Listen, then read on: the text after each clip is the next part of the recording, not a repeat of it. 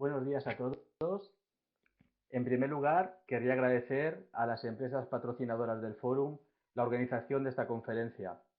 El Fórum se adapta a los tiempos presentes y estoy seguro que los asistentes a este seminario web sacarán muchísima información útil para su práctica clínica diaria en el entorno de la contactología, dadas las circunstancias actuales del COVID-19. Es de esperar que en breve el estado de alarma finalice y que la mayoría de las actividades comerciales se reanuden, entre ellas las consultas de contactología. Dado que la pandemia del COVID-19 aún no estará completamente resuelta, los ópticos optometristas tendremos que realizar nuestra labor en situación de riesgo de contagio. Es por tanto necesario conocer los protocolos adecuados de actuación que nos permitan reducir al mínimo los riesgos en el ejercicio profesional de la contactología. En ese seminario, César Villa nos va a hablar de estos protocolos, del gabinete, de los pacientes, de la propia adaptación de lentes de contacto. César Villa es diplomado en óptica y doctor en óptica, optometría y visión por la Universidad Complutense. Sus áreas de especialización son la córnea irregular, la ortoqueratología nocturna, la calidad visual después de cirugía refractiva, la miopía y sus métodos de control. Es autor de más de 80 publicaciones en revistas indexadas y ha publicado varios libros. Es conferenciante habitual en congresos nacionales e internacionales del sector. Y una cosa que yo considero muy importante, tiene más de 40 años de experiencia clínica. César, bienvenido y en nombre del Fórum, muchas gracias por tu participación.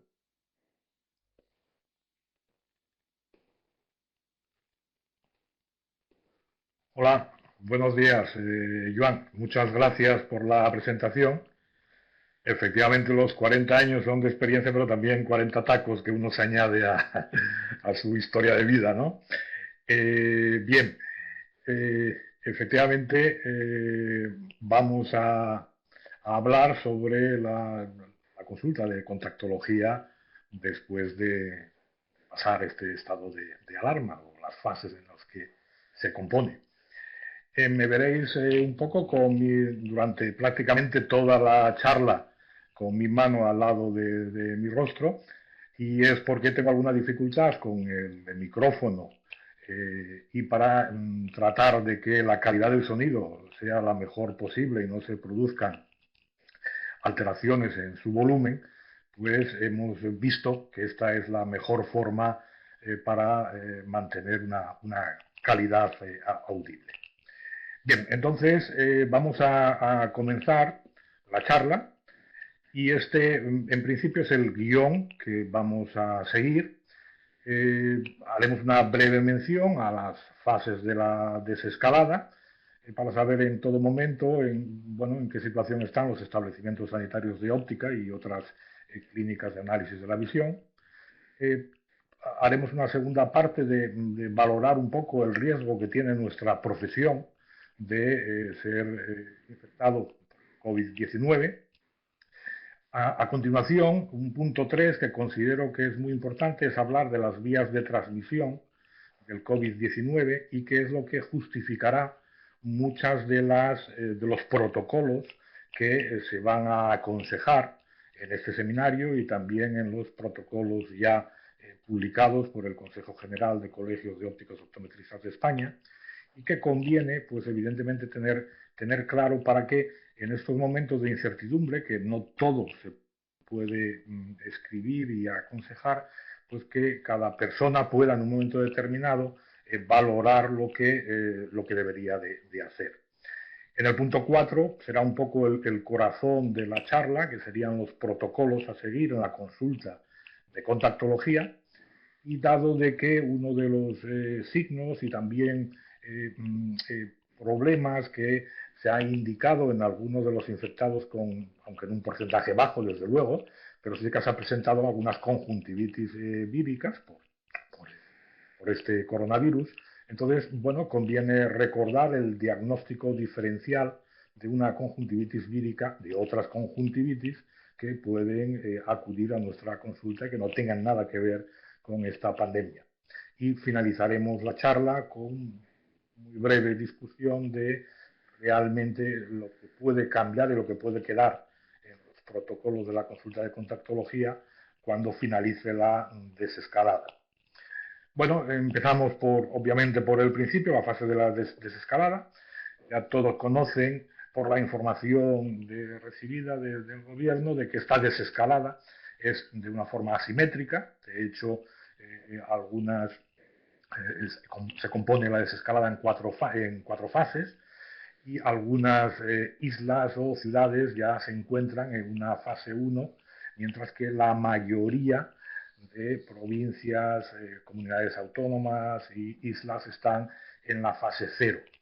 Pero es de esperar que en breve, de hecho el próximo lunes, un porcentaje bastante importante, no todo desde luego, pero un porcentaje bastante importante de ciudades y comunidades de España van a pasar a la fase 1, en donde, como vemos realmente en este cuadro, lo que va a permitir ya es la apertura del comercio, y dentro del cual, pues aquí nos vamos a englobar los establecimientos sanitarios de óptica. Efectivamente, habrá que contar con un aforo limitado y con una serie de cuestiones que iremos realmente comentando a lo largo de la charla. Pero a partir del lunes, en un porcentaje alto de España, ya los establecimientos sanitarios de óptica dejarán de que funcionaban hasta ahora solo a atender a urgencias y pasarán a una atención mayoritaria a un número de personas más grande. La segunda cuestión que comentaba es un poco el aspecto de nuestra profesión, qué riesgo de contagio tiene. Es decir, somos una de las profesiones con fuerte posibilidad de contagio o no. Y hace unos días en el diario ABC salió una noticia al respecto, con un cuadro muy ilustrativo, que es el que podemos ver en la diapositiva, donde efectivamente nuestra profesión está englobada, o sea, para hablar del riesgo de contagio, se tienen en cuenta dos factores. Uno, la proximidad que vamos a tener entre las personas que vayamos a atender, y otro factor que es la exposición que pueda haber de riesgo con las personas que se está tratando. Bueno, tanto la exposición como la proximidad van de 0 a 100, y en el caso del óptico optometrista, pues tiene un mayor riesgo debido a la proximidad, aproximadamente un 80 sobre 100, por la proximidad a la cual realizamos nuestra labor profesional. Sin embargo, evidentemente, en teoría, tenemos menos riesgos por la exposición, debido a que si clasificamos bien los pacientes que vamos a ver, pues el riesgo de contagio a ese nivel de exposición será menor. Así todo, vemos la situación que nos coloca el análisis de estas dos variables en cuanto a riesgo de contagio. Como vemos, por proximidad sí que tenemos un riesgo alto. Bien, la tercera cuestión, como os decía, muy importante para poder comprender los protocolos que se van a aconsejar, y comprender también o poder tener una decisión en un momento determinado ante ausencia de protocolo. Hay que conocer que la transmisión del COVID, y en el caso de profesional de la contactología, pues realmente se transmite por tres formas bien diferenciadas, y es, primero, a través del aire, es decir, de una persona que pueda estar contagiada, pues los aerosoles que contienen carga vírica pueden realmente infectar al profesional, en ese caso de la contactología óptico-optometría. Es decir, el aire es uno de los medios transmisores del COVID-19. También un especialista en contactología puede ser contagiado por un contacto directo, tocando superficies o tocando a personas que puedan tener contagio o una carga vírica importante. Esto aquí es donde realmente van a nacer que repetiremos bastante a lo largo de la charla, lo importante que es el lavado de manos, tal como recomienda la Organización Mundial de la Salud, de una forma determinada, como siempre se ha debido realizar, y esto es importante para evitar el contacto directo. Y luego, efectivamente, en nuestro caso, como especialistas en contactología, hay un contacto indirecto a través también de los instrumentos que podamos utilizar para la exploración del paciente de lente de contacto. Es decir, estos son los tres mecanismos más importantes de transmisión del virus y que por tanto debemos de protegernos ante ello. El primero, para comprender lo de por qué tenemos una progresión de un riesgo importante debido a la cercanía, es que los virus, a través de la tos y el estornudo, van a alcanzar, aquí tenemos un esquema de una tos de una persona, y en la parte de la derecha, lo que es un estornudo, realmente alcanzan, la cinética de la tos y el estornudo alcanzan unos 70 centímetros desde el emisor. Esto en condiciones de ausencia de aire que pueda transmitir más allá la carga vírica.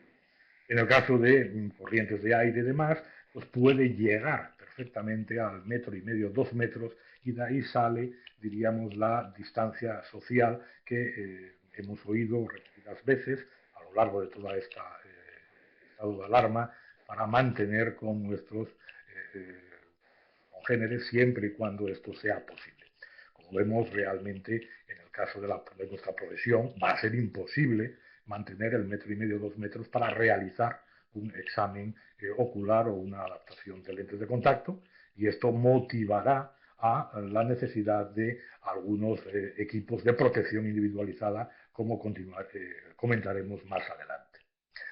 La segunda transmisión es evidentemente las superficies que ya se conoce, muchas de ellas, que el virus puede permanecer durante horas o días. Así, por ejemplo, en el plástico se estima que puede permanecer entre 2 a 3 días, en el aire más de 3 horas, en el acero inoxidable aproximadamente de 2 a 3 días, en el cartón unas 24 horas y en los utensilios de cobre aproximadamente unas 4 horas.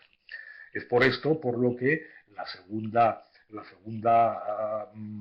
indicación que hagamos en los protocolos será los protocolos de higiene y de limpieza de las superficies y de nuestro entorno. Por último, como dentro de ello, hacíamos una indicación en una diapositiva anterior de la importancia del lavado de manos. Y es que, efectivamente, estamos tocando diariamente muchos utensilios, muchos artículos que tienen una carga bacteriana y vírica importante, ya no solo de COVID-19, sino de otros microorganismos, y que realmente convendría, todo en la situación pandémica, pero esto podría quedar todo para más adelante también como una medida adecuada de higiene y de protección, la limpieza, por ejemplo, del smartphone, de los teléfonos que utilizamos. Aquí vemos una imagen donde se ve un poco la contaminación bacteriana que puede tener y en qué lugares un teléfono móvil. Es evidente que si nosotros, después de utilizar el teléfono móvil con la cantidad de tiempo que se utiliza en estos momentos, vamos a tocarnos la cara o los ojos o a ponernos unas lentes de contacto, evidentemente todo esto podría contaminarnos la superficie ocular o incluso las mucosas nasales o demás y transmitirnos una infección. Por tanto, el lavado de manos después de utilizar distintos utensilios es importante, pero después del smartphone es vital. Muy bien, bueno, pues entonces yo creo que en este punto 3 hemos visto que los protocolos van a ir muy enfocados a protegernos de esos aerosoles de contaminación vírica a través del aire. Eso lo harán a parte de las EPIs. Hemos visto que también las superficies son importantes y por tanto habrá unos protocolos indiscutibles de higiene en la realización de nuestra profesión cada día. Entonces, en este punto 4 vamos a detallar un poquito los protocolos. La parte más importante, recordar, la fuente de estos protocolos que vamos a mencionar se encuentra en los protocolos de higienización y seguridad en los establecimientos sanitarios de óptica que hace pocos días ha publicado el Consejo General de Colegios de Ópticos Optometristas de España. Aquí lo que yo voy a hacer es un poco discutir los más importantes relacionados sobre todo con el tema de la contactología. Pero ahí en esos protocolos pueden ver en mayor profundidad todo lo que vamos a comentar a partir de ahora. Aquí en los protocolos vamos a dividirlo en 4 apartados. Uno, el cribaje telefónico, es decir, convendría, hasta ahora, los establecimientos sanitarios han estado abiertos, han estado realizando exploraciones a urgencias, por decirlo de alguna forma. A partir del lunes, en muchas comunidades, ciudades e islas, va a pasar a una nueva realidad, entonces vamos a revisar a muchas más personas. Convendría hacer una atención con cita previa, aunque evidentemente esto no es imprescindible, esto no quiere decir que si una persona se presenta óptica no podamos atenderle, pero tratar siempre de que sea posible de hacer un cribaje telefónico, por lo que iremos justificando a continuación, y funcionar con hora reservada. Hablaremos también brevemente del protocolo a la hora de recibir a ese paciente en la recepción, en la sala de espera y en los lugares comunes del establecimiento de óptica, y pasaremos al punto más gordo de estos protocolos, que serían los que vamos a emplear en el gabinete. En cuanto al cribaje telefónico, ¿por qué? Bueno, el objetivo es clasificar un poquito al paciente, porque, y lo vamos a clasificar en cuanto a que tenga un alto riesgo de que nos contagie o un bajo riesgo de que nos contagie, o una tercera clasificación sería pacientes vulnerables, porque hemos visto que realmente los estragos que causa el COVID-19 no es uniforme en toda la población, y personas con más de 65 años que tengan alguna patología sistémica, como pueden ser problemas cardíacos, de hígado, de riñón, o bien hipertensión y diabetes, son personas muchas más vulnerables que pueden tener unas complicaciones muchísimo mayores con la infección del COVID-19. Por tanto, este tipo de personas vulnerables quizá fuese oportuno el citarlas a unas horas distintas a las cuales estamos viendo a otras personas de bajo riesgo, y las de alto riesgo, como veremos a continuación, son las que trataremos de retrasar la revisión, o si esta es imposible de retrasar, es con las que mayores medidas de precaución tendremos que tomar. A continuación, entonces, vamos a indicar cómo vamos a clasificar a este paciente en alto riesgo, bajo riesgo o vulnerable. Repito, para que quede claro, el de alto riesgo y bajo riesgo, sobre todo porque va a determinar un poco los elementos de seguridad, en concreto las EPIs que vayamos a utilizar, y también el protocolo que vayamos a seguir en la exploración. Y vulnerable porque, evidentemente, probablemente fuera conveniente o es aconsejable que sea conveniente el revisar a estos pacientes no coincidiendo con pacientes más jóvenes de los anteriores. ¿Qué preguntas vamos a realizar en ese cribaje para clasificarlo en estas tres condiciones? Bueno, el paciente vulnerable es la anamnesis típica. Bueno, primero conocer la edad y luego conocer el estado de salud general, y ahí vamos a conocer una clasificación de si estamos o no ante un paciente vulnerable. En principio, mayor de 65 años, con determinadas patologías sistémicas, ya tenemos un paciente vulnerable. En cuanto a lo que es paciente de alto o bajo riesgo, disculpar, aquí tengo el cuestionario en inglés, simplemente por aprovechar y no poner excesivo texto, porque ya hay otras diapositivas que contienen mucho texto, pero podéis encontrar una ficha de este cribaje telefónico en los protocolos que he mencionado del Consejo.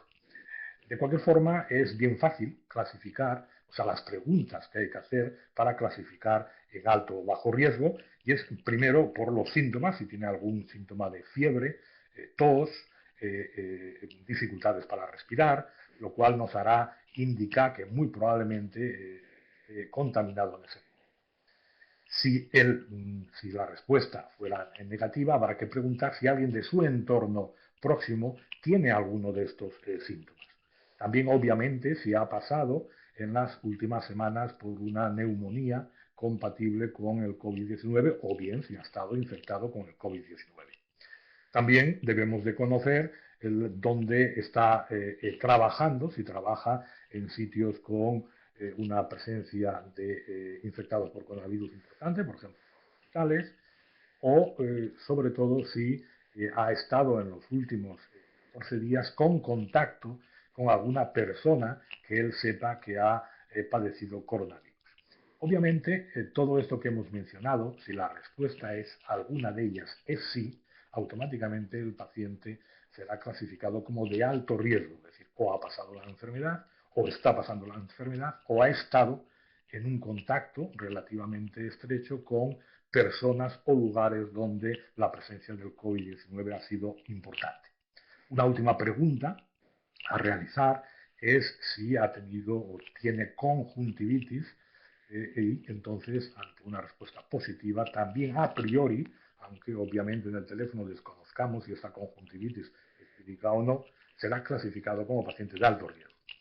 Los pacientes de alto riesgo, a priori, deberíamos de retrasar la revisión o bien, salvo que sea una urgencia, si es una urgencia, si es una urgencia contactológica que nos atañe a nosotros, habrá que revisarlo con la máxima nivel de protección posible.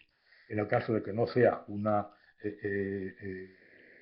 nivel de contagio elevado, que sea un paciente o sea paciente de alto riesgo y no sea una urgencia contactológica, lo idóneo sería remitirlo al hospital.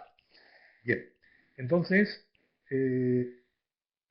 una vez que hemos clasificado ese paciente, bajo riesgo, alto riesgo o vulnerable, le vamos a citar, teniendo la precaución, vuelvo a repetir, de a los vulnerables quizá separarlos del resto de pacientes que hemos dado ahora de alto o bajo riesgo. Y entonces cuando lo recibimos en nuestro establecimiento sanitario de óptica, efectivamente lo idóneo es que la mayoría acudan con cita previa en el cual hayamos realizado ese cribaje, aunque no podemos evitar, obviamente, y no por ello nos vamos a atender a una asistencia directa a la consulta de contactología. Lo primero sería repetir el cribaje, las preguntas que hemos hecho en la forma telefónica, desde luego hacerlo nuevo si el paciente se presenta sin cita previa, pero si es uno de los que tienen reserva, habría que repetir el cribaje por ver si ha cambiado algo la situación desde la hora, desde el día de la solicitud de cita y el momento en que se realiza la exploración. Sobre todo volver a preguntar por los síntomas específicos del COVID-19, ya sabéis, sobre todo fiebre, dificultades para respirar, tos. En el caso de que haya síntomas, como norma general, derivar a su médico de atención primaria o urgencias. Se debe de posponer la cita hasta que transcurran 14 días desde la desaparición de estos. Uno de los problemas que tenemos es que no está claro de que un paciente que haya pasado el COVID-19 va a tener, no pueda contagiar a otra persona sana. Eso es una de las incertidumbres que todavía tenemos ante esta pandemia y por eso aquellas personas que han pasado el COVID-19, aunque hayan pasado más de 14 días y vengan a nuestra consulta, siempre los vamos a revisar con la máxima protección posible, es decir, tratándolo como paciente de alto riesgo, aunque en principio pudiera tener ya anticuerpos y pudiera ser de que no sea un elemento, o sea, una persona que pueda contagiar, pero todavía eso no está claro. Se recomienda, esto aparece, tomar, si es posible, tomar la temperatura, aunque hay en estos momentos algunos problemas, puesto que la Agencia Española de Protección de Datos ha sacado una nota, creo que en el día de ayer, advirtiendo muy probablemente de la ilegalidad de aceptar o no aceptar la entrada en un establecimiento porque tenga o no tenga fiebre. Entonces, esto muy probablemente en los próximos días tendrá que ser clarificado por las autoridades sanitarias, por el Estado, realmente a qué punto se puede tomar la temperatura como elemento de decisión de aceptar o no la entrada en el establecimiento a esa persona. Otra cosa es que podamos tomar la temperatura y, evidentemente, si hay una temperatura elevada, ya automáticamente, independientemente de lo que hubiese en el cribaje telefónico, hemos hecho en la recepción, clasificarlo como paciente de alto riesgo y tomar a partir de ahí todas las medidas de protección para este tipo de pacientes. Bien, una vez que le hemos recibido, fundamentalmente, como hemos visto, repetir el cribaje, puede pasar a la sala de espera.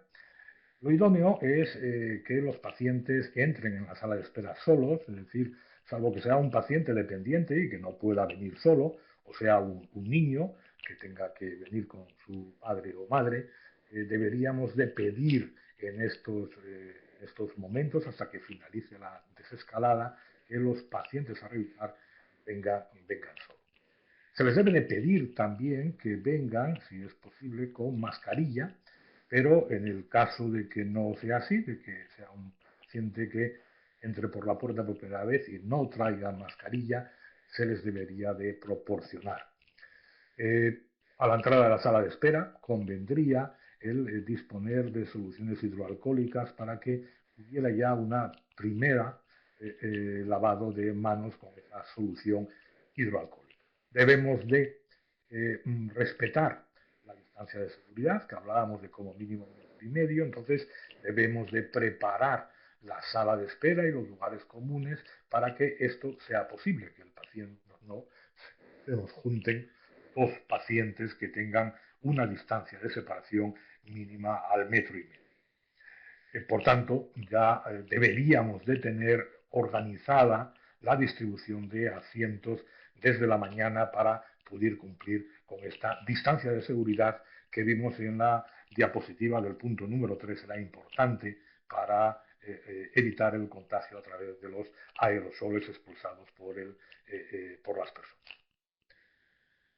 Pasamos al gabinete. Entonces, ya una vez que vamos a llamar al paciente para ser revisado en el gabinete, aquí es donde vamos a hablar de los equipos de protección individual, cuáles son y cuáles serían los más adecuados a utilizar. Vamos a hablar un poquito de la exploración, de los cuidados que hay que tener al realizar la exploración. También dedicaremos unos minutos a hablar del manejo de las lentes de contacto específicamente, la limpieza tanto del gabinete, de los equipos de exploración y sobre todo de aquellas lentes que tienen unas cajas de pruebas que son reutilizables, pues cómo desinfectarlas en estos momentos. Y por último, las precauciones a tomar a la salida ya del gabinete, incluso a la salida ya del establecimiento sanitario de óptica. Vamos a empezar con los EPIs. Los EPIs, efectivamente, van a ser las mascarillas, los guantes, las gafas y un material complementario. En cuanto a las mascarillas, hay que tener, realmente es muy importante tener esta clasificación en mente. Hay unas mascarillas que lo que hacen es que no contagiemos, es decir, el que lleva esa mascarilla no contagia, pero sí puede ser contagiado con alguna de ellas. Y hay otro tipo de mascarillas que sirven de doble protección, es decir, no contagia, pero también sirve para no contagiar. Sin duda, las que el profesional debería de utilizar serían, en principio, las que protegen de no contagiarse y no contagiar. Serían las que se denominan las FFP2 y las FFP3 sin válvula de exhalación. Porque en el momento que estas mascarillas FFP2 y FFP3 se coloca en la válvula de exhalación, pasa a ser una protección para no contagiarse, es decir, al profesional le serviría para él no contagiarse, pero no cumple el requisito de no contagiar al paciente que tenemos delante. Por tanto, en principio las más eficaces serían las FFP2, FFP3 y equivalentes sin válvula de exhalación. Con respecto a las mascarillas, también bastante utilizadas en estos momentos por las condiciones de precio y también por las facilidades que tienen para obtener, están las mascarillas quirúrgicas, que es un elemento para no contagiar, pero sí que la mascarilla quirúrgica puede uno ser contagiado. y la mascarilla higiénica desechable en sí no es un equipo de protección, aunque desde luego algo más que nada pues nos va a ayudar. Pero evidentemente no se consideraría como un equipo de protección. Por tanto, diríamos que en cuanto a mascarillas, para al profesional lo idóneo sería la FP2 o 3 y para el paciente, en función de que sea de alto o bajo riesgo, diríamos si es de alto riesgo o vulnerable, lo idóneo también sería una protección biunívoca, es decir, para no contagiar y para no contagiarse. Sin embargo, aquellos pacientes que se entiende de bajo riesgo podían perfectamente en la exploración llevar una mascarilla quirúrgica desechable. Hay que prestar mucha atención con la duración de las mascarillas. La mayoría son desechables, tienen un periodo de tiempo de utilización y hay que cumplir con ese periodo de tiempo de utilización. Algunas, sin embargo, pueden ser reutilizables y hay que leer bien las instrucciones para determinar cómo pueden ser desinfectadas una vez de utilización y al volver a reutilizarla. Y sobre todo, incluso estas reutilizables tienen un periodo máximo de reutilización, no son para toda la vida o como para un año. Bien, esto respecto a las mascarillas. Otro elemento de protección importante que vamos a usar son los guantes. Guantes hay de polietileno, de vinilo, de látex, de nitrilo. Desde luego, los que dan una mejor protección son los de nitrilo, tanto protección de barrera, resistencia química, tacto y confort, durabilidad, elasticidad, economía, son realmente los que tienen todos una puntuación muy alta. Si acaso, también los de látex son interesantes, pueden ser, sí, sobre todo los de látex para aquellos que tienen contenido alérgeno es alto, los de látex. Esto hay que tenerlo en cuenta. Hay muchas personas alérgicas al mismo. Por tanto, diríamos que, en resumen, a los profesionales yo les recomendaría usar siempre que sea posible los de nitrilo. El tercer elemento de equipo de protección individualizada es la gafa y las pantallas.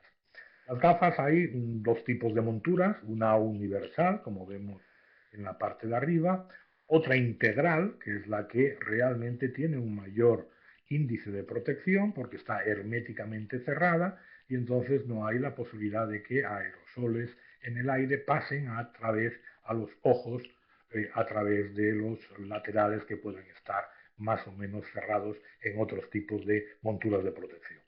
En ocasiones se utiliza también unas pantallas faciales que pueden ser incluso colocadas por encima de las gafas. Desde luego, la montura integral en principio sería la que nos va a dar un mayor nivel de protección. Generalmente estas gafas sí que son reutilizables y sí que hay que pasar por un proceso de limpieza y desinfección cada vez que se utilizan. Por último, hay unos complementos que vamos a usar rara vez en los establecimientos sanitarios de óptica. Fundamentalmente se usarían en algunas pacientes de muy alto riesgo, tenemos realmente que visitarlos, que es la bata, el cubrepelo y también las calzas.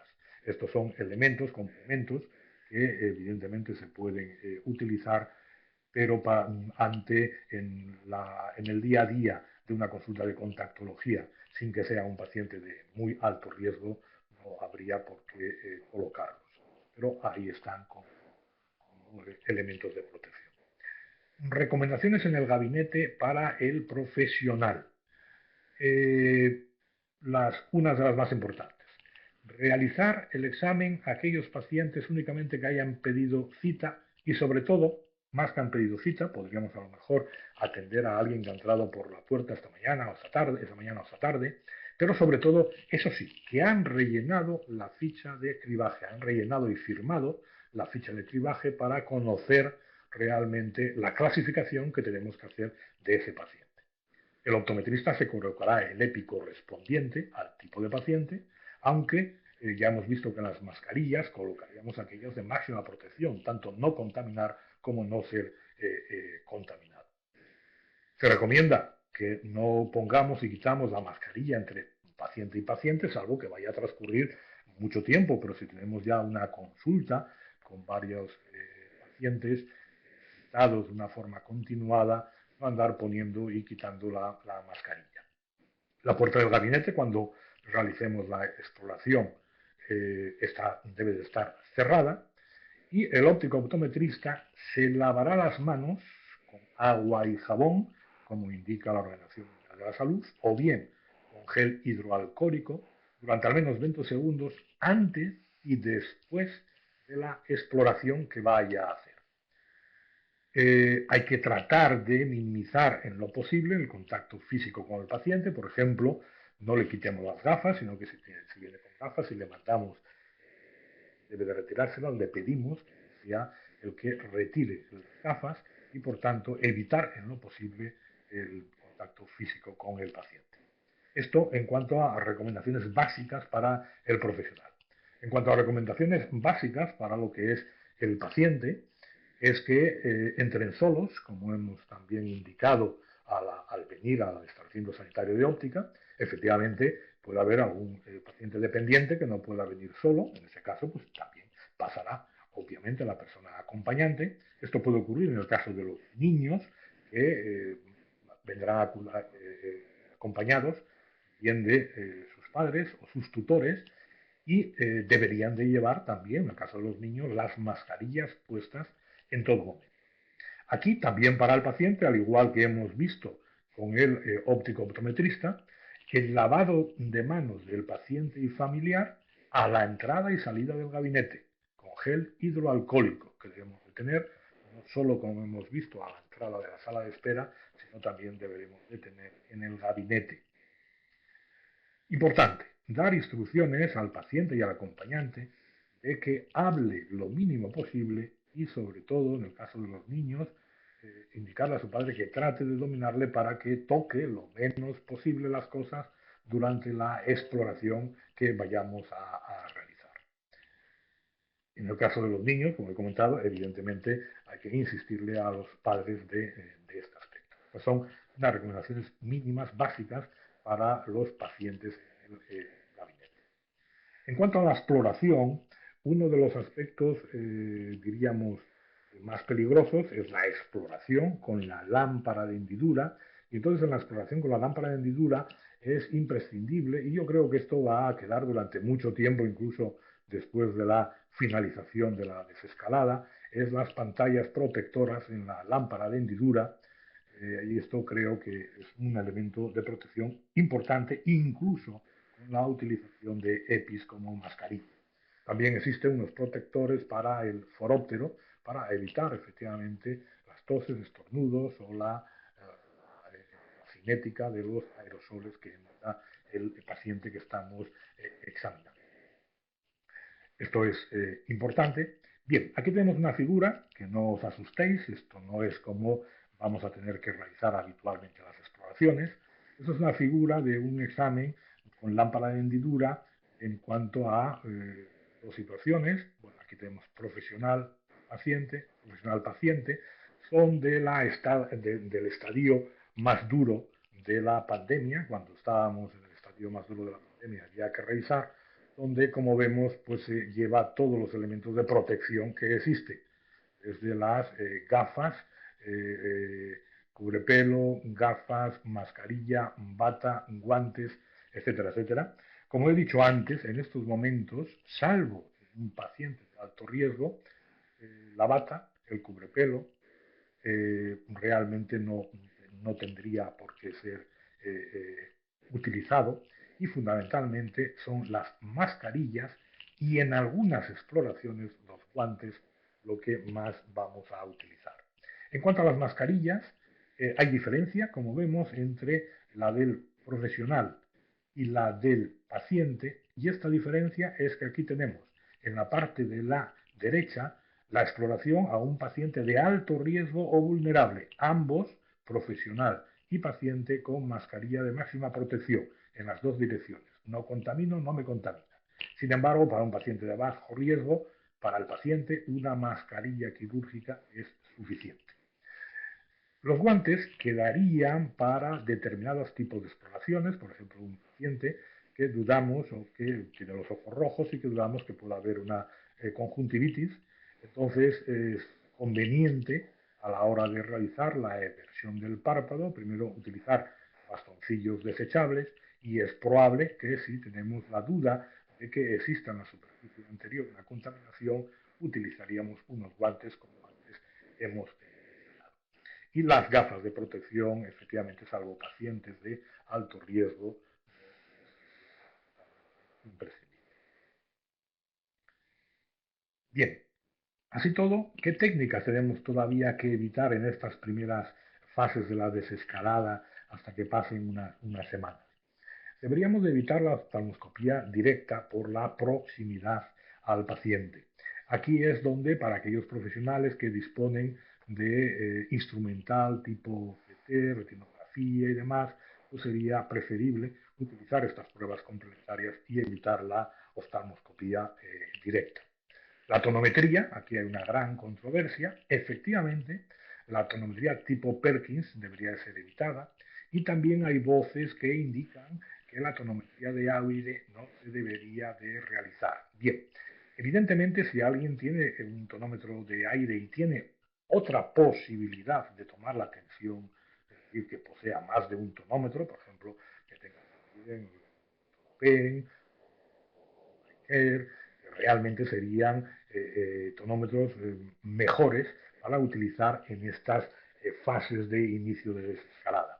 Sin embargo, si hay que tomar la tonometría y no tenemos nada más que el tonómetro de aire, podemos hacerlo tomando algunas precauciones.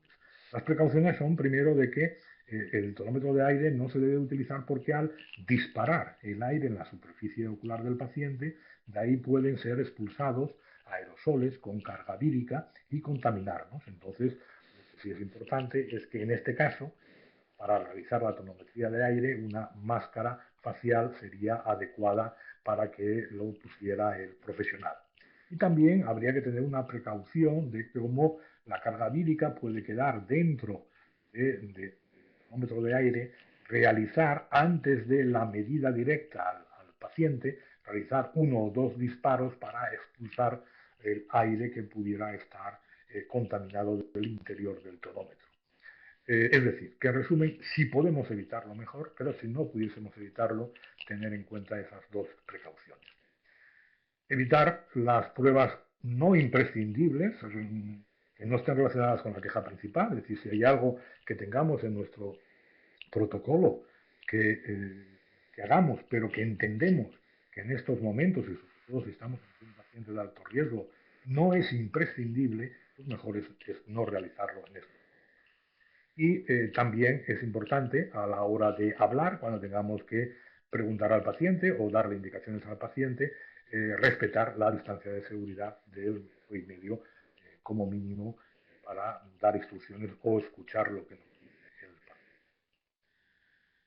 Pasamos a la contactología. Hay que poner las lentes de contacto. Una pregunta que realmente se hacen muchos profesionales es, ¿pongo guantes? Bueno, ya hemos indicado antes que en principio no. Los guantes quedarían para una exploración del segmento anterior, eversión del párpado, etcétera, etcétera, en pacientes realmente de alto riesgo y en principio para manipular las lentes de contacto no es necesario el uso de guantes.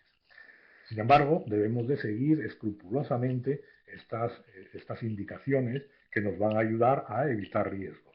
Primero, lavar de nuevo, lavar las manos, aunque ya lo hayamos hecho, al entrar en el gabinete con el paciente.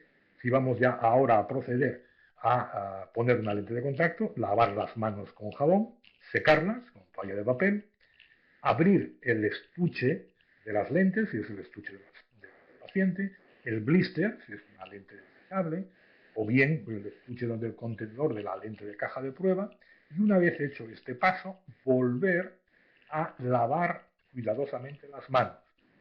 Lavado de manos, abrir blister o estuche, volver a lavar las manos. Extraemos las lentes del estuche o blister y colocamos al paciente en el ojo las mismas. A continuación, una vez colocadas las lentes en el ojo, lavar las manos posteriormente con jabón. Una vez que ya hemos hecho la exploración, o bien si vamos a quitar las lentes, al finalizar el porte, antes de proceder a la retirada de las lentes, debe de lavarse las manos, abrir el estuche, volver a lavar las manos después de haber abierto el estuche, extraer la lente de contacto de los ojos del paciente y entonces ya introducirla en el estuche, si no es una lente desechable, con el líquido de mantenimiento. Cerrar el estuche y lavar las manos de nuevo con jabón. Este es el protocolo también que debe de seguir el paciente. Pues sirve para lo que nosotros, cómo le ponemos y quitamos las lentes en el gabinete, pero es lo que se le debe de transmitir al paciente de cómo debe de poner y quitar sus lentes en su domicilio. Importante, como decíamos en la diapositiva 3, por las formas de contagio del COVID-19, la limpieza de los gabinetes y de los equipos, puesto que también puede haber una contaminación por contacto con superficies que padecen, o sea, que están contaminadas con esa carga vírica. En el caso del gabinete, para limpiar todas las cosas que hay en el gabinete, los productos recomendados son el etanol al 70%, el hipoclorito de sodio, o sea, la lejía, al 0,1% o 0,5%. Sin embargo, para limpiar el suelo se aconseja que llegue el hipoclorito de sodio al 3%, y esto va a ser suficiente para realmente eliminar el 99%, el 99,9% al cabo de un minuto. Con lo cual, diríamos que estos productos tienen una eficacia muy alta y muy contrastada para la limpieza del gabinete, de lo que es el suelo y de lo que es los componentes del mismo.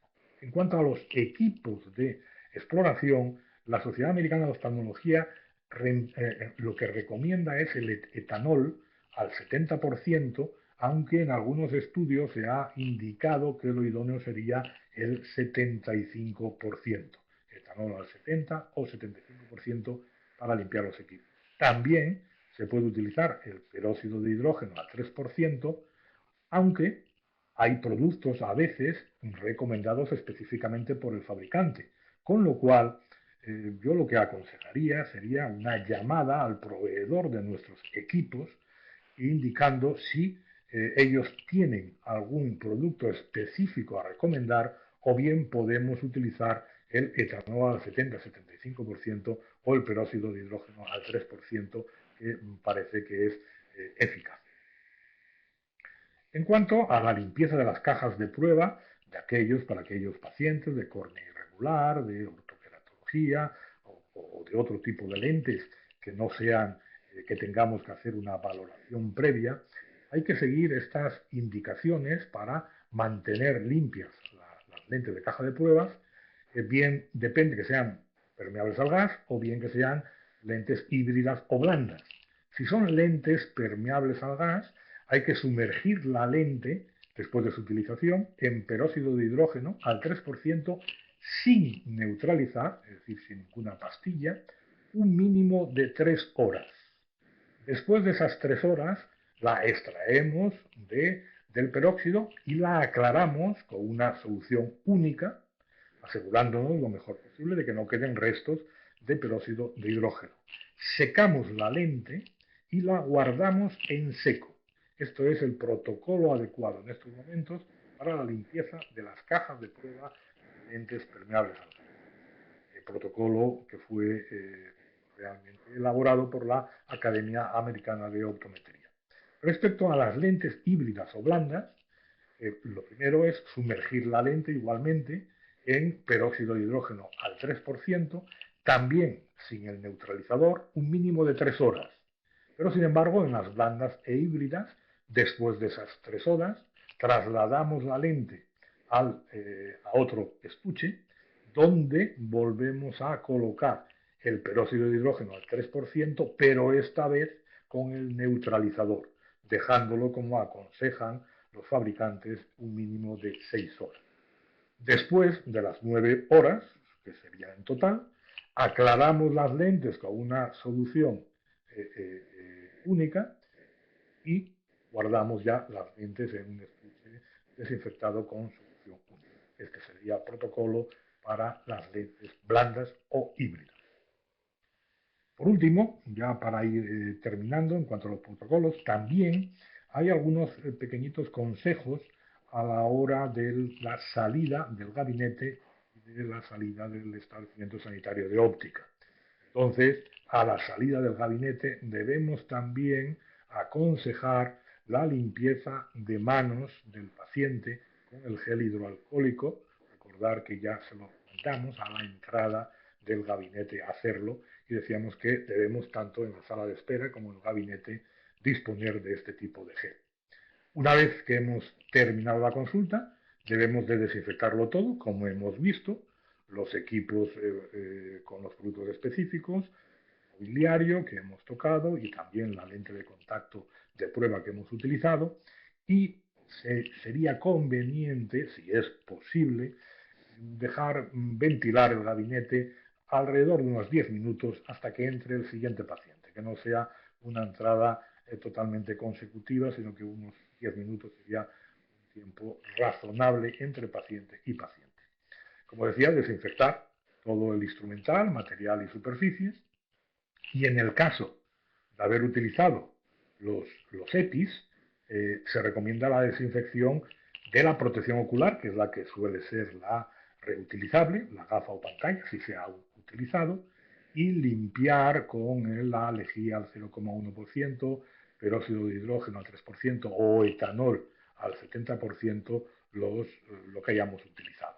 Después se puede secar con algodón o gasa stéril. Recordar que los residuos generados en la visita deben introducirse en una bolsa de plástico y cuando ésta esté llena se introducirá en otra bolsa para su desecho. La mayoría de las ocasiones deberá de ir a los cubos denominados de fracción resto, sobre todo si son de exploraciones realizadas a pacientes de alto riesgo. Bien, las dos últimas transparencias, una es lo de la conjuntivitis, efectivamente se ha visto, aunque en un porcentaje minoritario, pero se ha visto algún infectado con COVID-19 con una conjuntivitis vírica, y entonces es conveniente el realmente diferenciar entre la conjuntivitis vírica y el resto de conjuntivitis que podemos ver y que también puede aparecer con ojo rojo, como es la bacteriana, la alérgica, la traumática o la tínica. La viral, en principio, la vamos a encontrar muy frecuentemente en épocas de epidemia, ahora cuando estamos con el COVID-19 o, por ejemplo, durante la época del otoño, invierno, otros tipos de virus, como la gripe. El antecedente es, bueno, esto generalmente la vía de transmisión, de adquisición, es un contacto con un enfermo, una infección vírica. Generalmente no suelen tener picor en los ojos. Fijaros que esto es una diferencia importante con respecto a una alérgica, donde el picor de ojos es intenso. Sin embargo, una característica diferencial de la vírica es un lagrimeo abundante, mientras que en el resto de conjuntivitis es el lagrimeo moderado. Dolor también, salvo la actínica, que es intensa, porque esto está acompañada de una queratitis y por tanto hay un dolor intenso. El dolor en la viral puede haber un ligero dolor, no debe ser dolor intenso.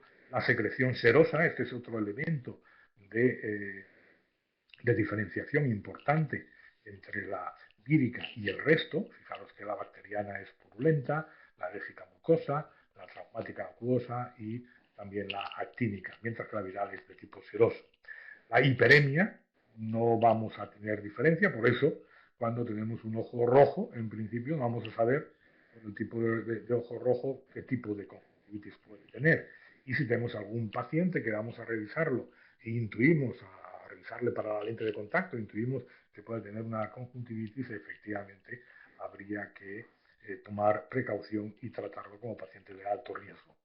Otro elemento diferencial importante para la vírica es la linfadenopatía preauricular, que está presente en las conjuntivitis víricas y no así en el resto.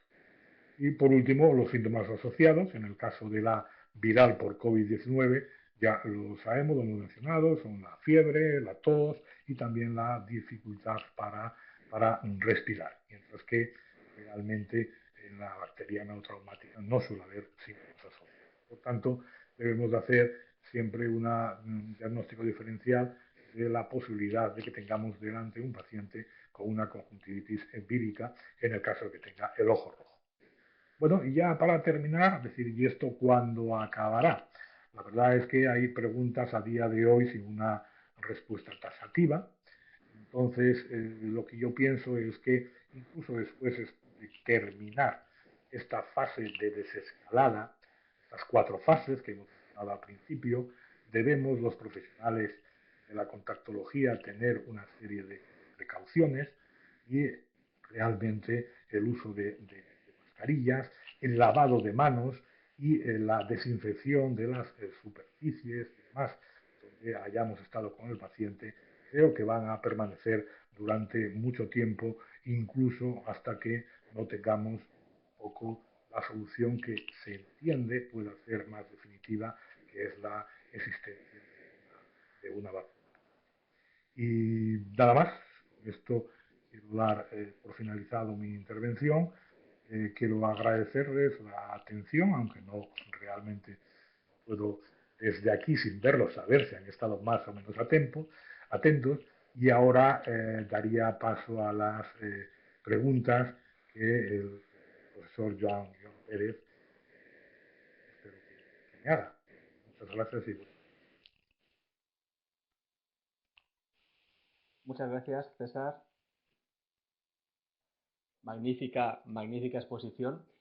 Ahora vamos a contestar las preguntas que todos aquellos inscritos hicieron en el momento del registro. Vamos a estar unos 20-25 minutos contestando estas preguntas. Yo te las iré lanzando. De hecho, muchas de ellas ya has dado respuestas a lo largo de tu intervención. Nos ha quedado bastante claro en cuanto a la protección que como contactólogos debemos tener, imprescindible siempre la mascarilla para no contaminar y para no ser contaminados. El paciente depende de ese alto riesgo o no, llevará una mascarilla u otra, pero siempre con mascarilla. Vamos a utilizar esas gafas de protección, idealmente integrales, que nos cubra de aerosoles. Y el tema de los guantes, que es una pregunta reincidente en el uso de lentes de contacto, pues bueno, ya he dicho que quizás no haría falta utilizar esos guantes, de utilizarlos tendrían que ser idealmente los de nitrilo, pero a mí me surge una duda, que cuando tenemos al paciente detrás de la lámpara y vamos a hacer una eversión, sí, podemos utilizar un palillo, pero igualmente estamos tocando al paciente con los ojos, ¿no? O a veces en esa maniobra de manipular la lente de contacto detrás de la lámpara, eso lo hacemos con guantes, sin guantes. Si lo hago sin guantes, en cuanto he hecho la maniobra, me tengo que levantar y lavarme las manos para luego volver a retomar con el examen. ¿Cómo consideras que debemos gestionar esa práctica habitual cuando tenemos al paciente detrás de la lámpara? yo creo que realmente lo más eficaz es inmediatamente después de proceder a realizar la eversión de párpado o colocar la lente, es el lavado de manos.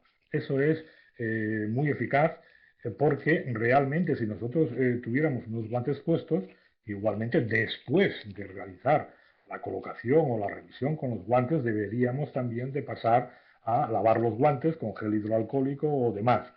Yo no encuentro, salvo en la exploración de un paciente de alto riesgo, es decir, que evidentemente lo hemos tenido que ver, pero sabemos que está contaminado por COVID-19 o hay muchas probabilidades de ello, salvo en esos casos, yo en la práctica de la contactología no veo necesario el uso de guantes. Eso sí, una vez tocado el ojo y colocada la lente de contacto, paso al lavado de manos con agua y jabón y puedo finalizar, incluso si quiero añadir una protección mayor, pues el gel hidroalcohólico. Aunque el lavado de manos con agua y jabón ya de por sí, si realmente se realizan las condiciones adecuadas, es más que suficiente.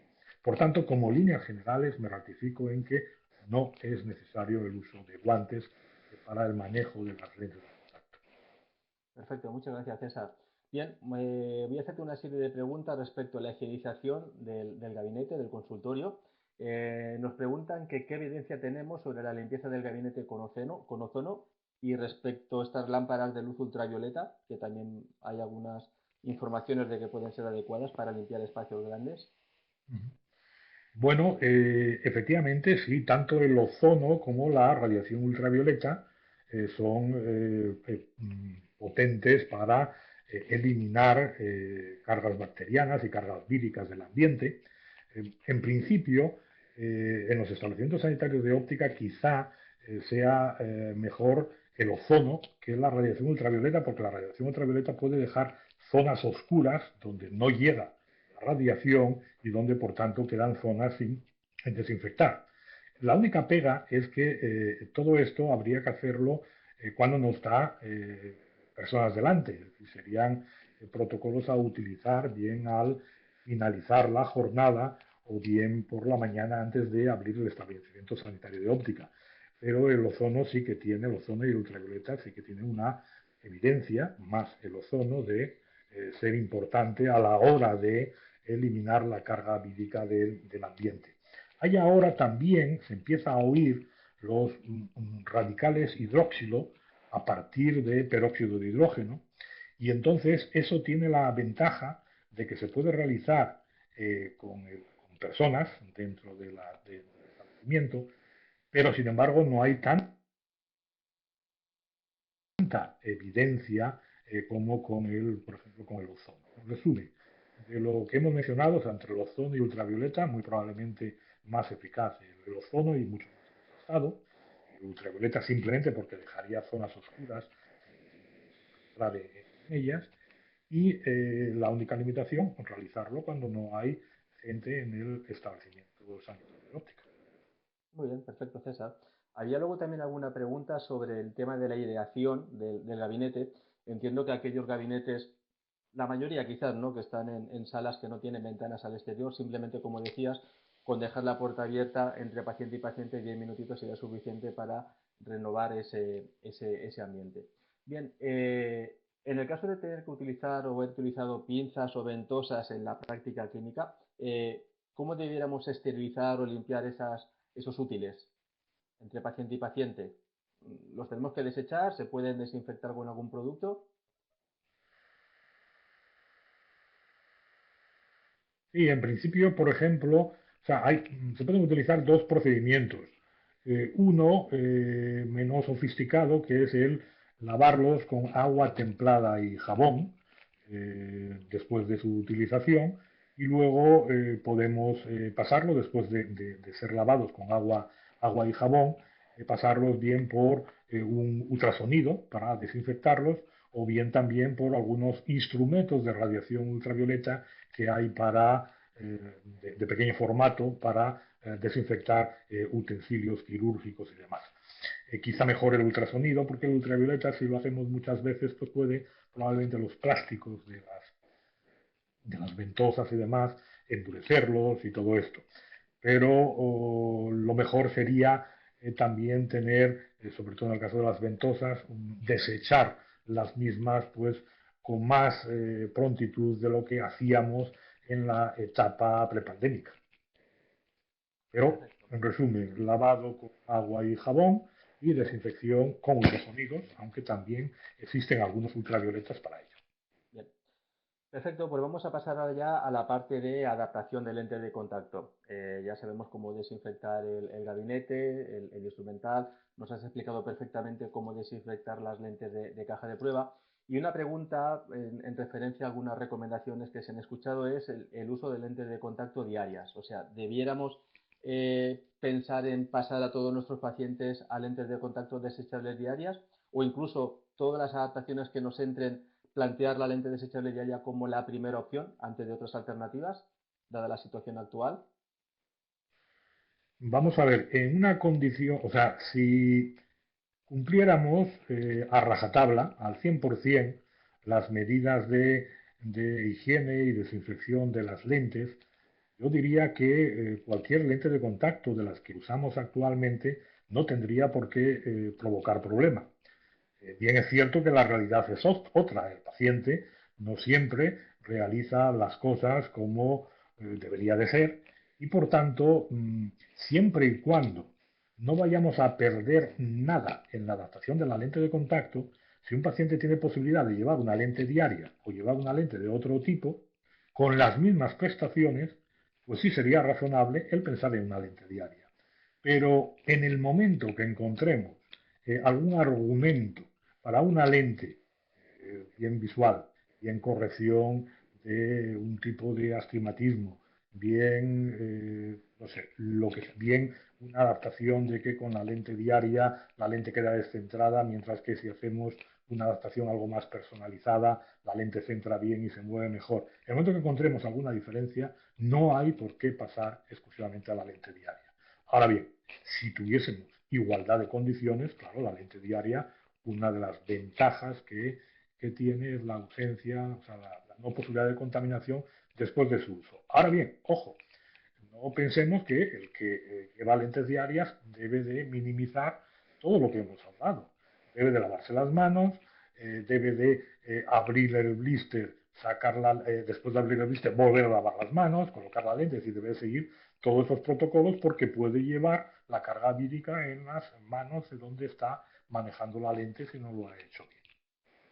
Perfecto, perfecto. Y en esta línea de preguntas, una también muy recurrente es, ¿debemos incitar a los pacientes a hacer nuevas adaptaciones? O sea, ¿debemos ser proactivos, igual que siempre, con la adaptación de lente de contacto? ¿O debemos ser precavidos y esperar a que todo esto se calme un poquito para empezar nuevas adaptaciones?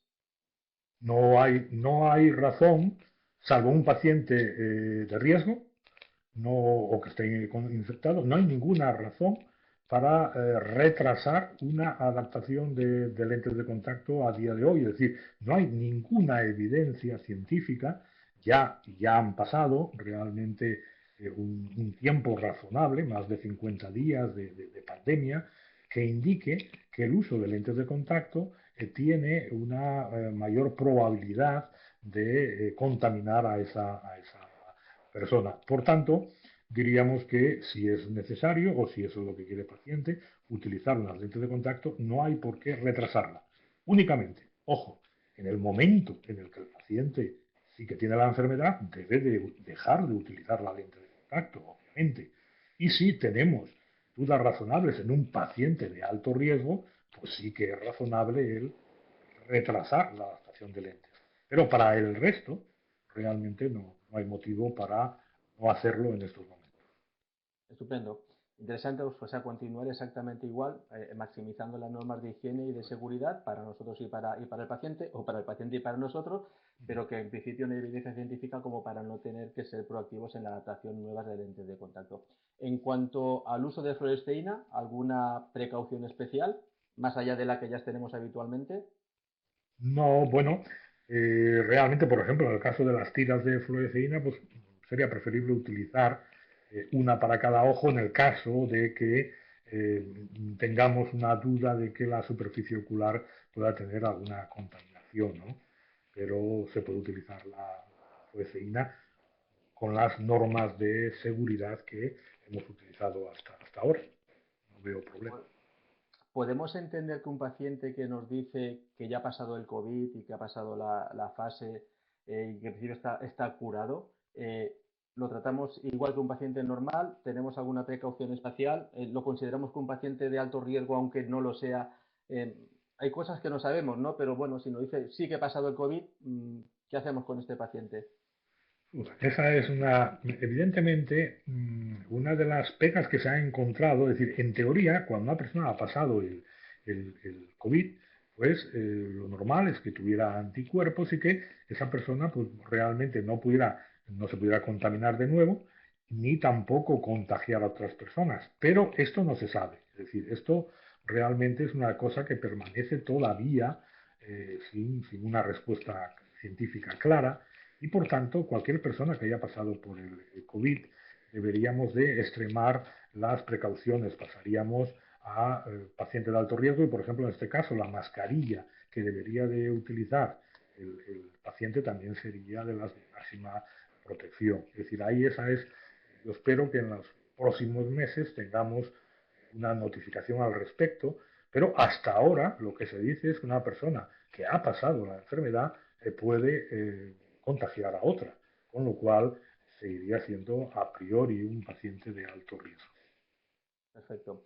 Y este paciente que usaba lentes de contacto antes de tener el COVID, evidentemente interrumpió su uso, ahora ya está curado y vuelve a utilizar lentes de contacto otra vez. Evidentemente, si eran lentes de contacto desechables, va a empezar con unos packs nuevos, Pero en el caso de que estuviera utilizando lentes de contacto gas permeables de reemplazo anual o unas lentes de ortoqueratología, ¿cómo debiéramos gestionar estas lentes de contacto? ¿Las debe reemplazar? ¿Las podemos desinfectar con ese peróxido, esa povidona iodada o con algún tipo de tratamiento especial? ¿O es mejor que directamente las reemplacen, por si acaso? Hombre, realmente, si depende, yo te contestaría, hombre, si ya son unas lentes que tienen un periodo de tiempo próximo a la caducidad de las mismas, generalmente las de ortoqueratología no se renuevan con más de un año. Pues si las lentes tienen más de 7, 8 meses, yo aconsejaría al paciente, yo creo que lo entendería bien, que repusiera las lentes.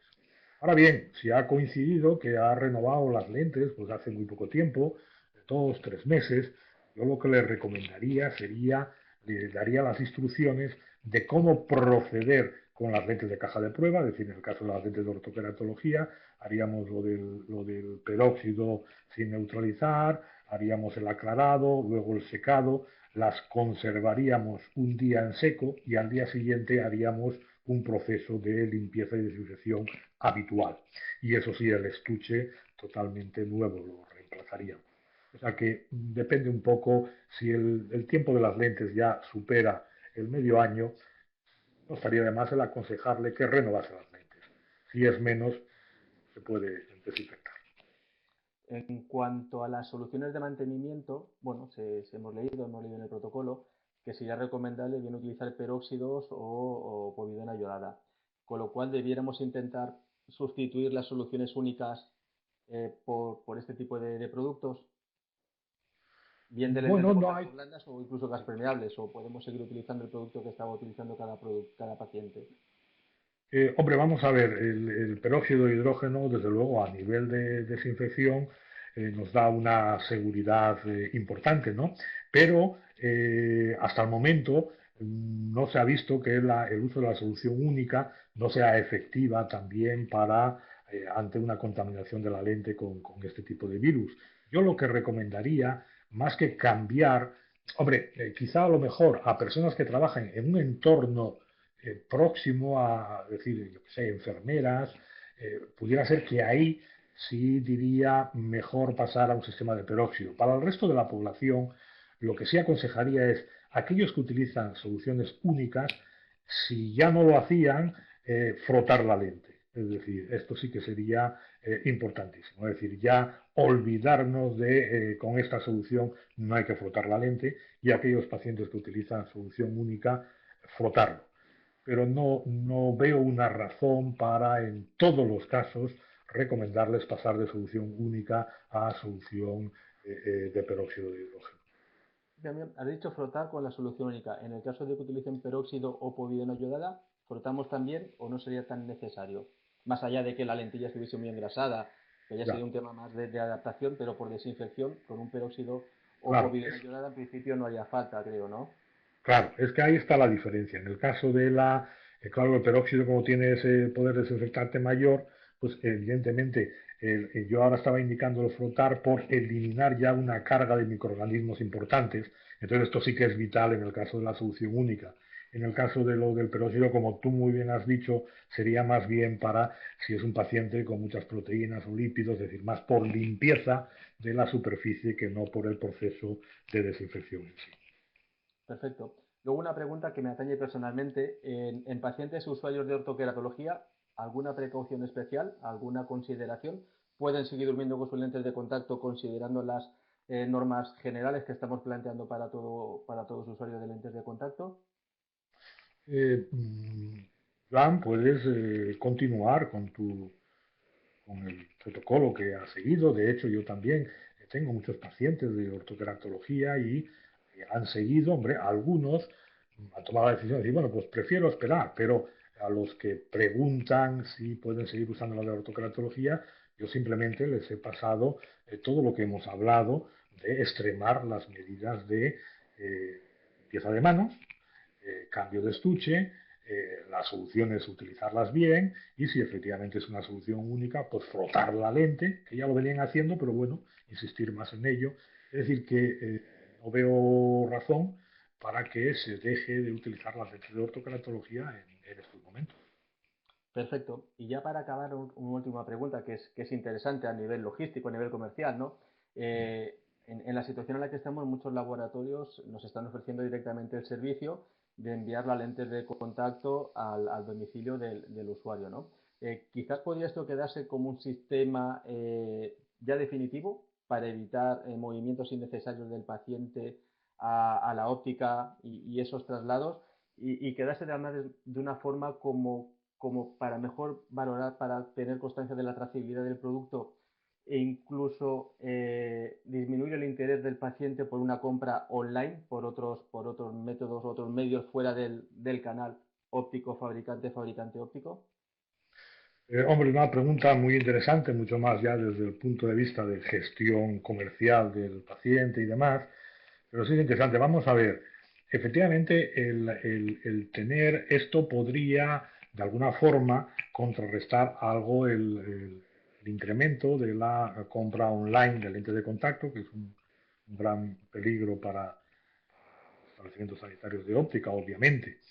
Yo diría, te respondería, si tuviésemos una situación, yo creo que aquí lo que falta para cerrar el ciclo es la necesidad de una receta que obligase, porque claro, muchos profesionales dicen ya, pero es que van a tener los fabricantes laboratorios las direcciones de nuestros pacientes clientes y esto de alguna forma pues puede conllevar a un peligro de luego que haya contacto directo con ellos, ¿no?